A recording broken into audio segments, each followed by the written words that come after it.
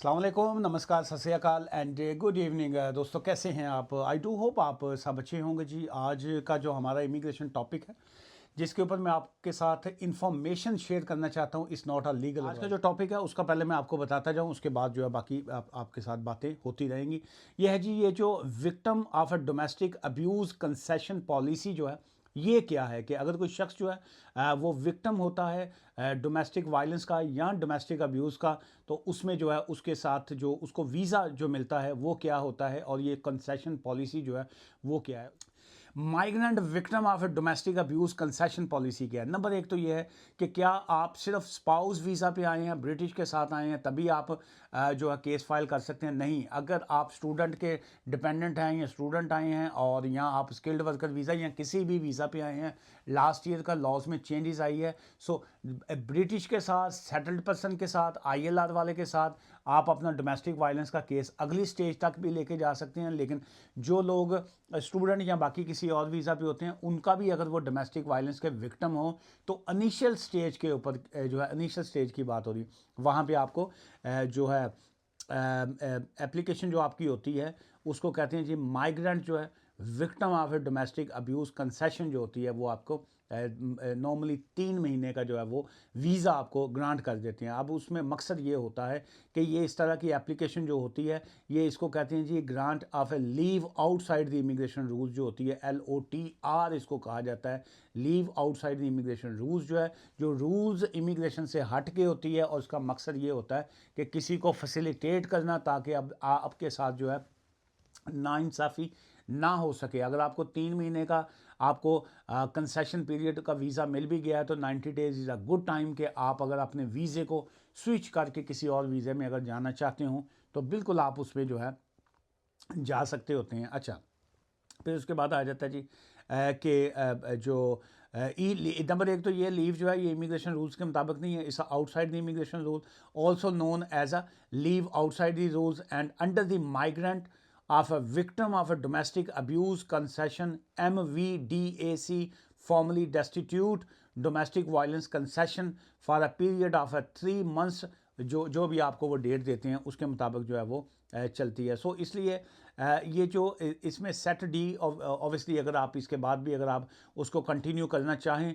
तो आप उसको कर सकते होते हैं। इसमें फर्दर होम ऑफिस की तरफ से या इनकी जो गाइडेंस है या गाइडलाइन जिसको कहेंगे, उसमें ये आ जाता है कि आपको जो है MVDAC permission to stay on a exceptional basis to allow you to access safe accommodation. इसमें अगर किसी के पास जो है अकोमोडेशन नहीं होती, डजेंट मैटर आप मेल हैं, फीमेल हैं या क्या है, सो उसमें भी स्टिल जो है आपके पास अगर अकोमोडेशन ना हो तो आप उनसे अकोमोडेशन जो है वो भी आप ले सकते होते हैं इफ़ यू आर एलिजिबल। और उसमें यह है कि सेफ अकोमोडेशन जो है वो आपको मिलती है whilst you are apply to permission to stay for settlement जो है। फिर उसके बाद आ गया also known as indefinite leave to remain as a victim of a domestic abuse. अगर उसके बाद उसी 3 महीने के अंदर जो है आपने before the expiry of your 3 months concession period जो है, you need to file another application that's called a main domestic violence की एप्लीकेशन जो है। और अगर आप उसमें एलिजिबल पाए जाते हैं, इसका मतलब ये नहीं होता कि आपको इनिशियल स्टेज पे कंसेशन पॉलिसी अगर मिल गई है तो आपको आगे भी आपका डोमेस्टिक वायलेंस का केस प्रूव होगा। लेकिन अगर आपका अब उसकी अप्रूवल हो जाती है, अगर वो आपकी एप्लीकेशन को एक्सेप्ट कर लेते हैं, सो दैट्स मीन कि आपको वो सेटलमेंट जो है वो आपको मिल जाती है। दैट्स कॉल्ड है इंडेफिनिट लीव टू रिमेन जो है टेक्निकली तौर पे उसको कहा जाता है। अच्छा, फिर उसके बाद इसमें ऑप्शंस क्या आ जाते हैं फर्दर। बहुत से लोग जो हैं लेट से एक अगर कुछ स्टडी करना चाह रहा होता है या उसमें ट्रीटमेंट करवाना चाह रहा है, मेडिकल ट्रीटमेंट है या कोई, सो उसमें उनको अलाउड होता है, you are allowed to study जो है। अगर आप कुछ स्टडी करना चाह रहे होते हैं so you are allowed to do that.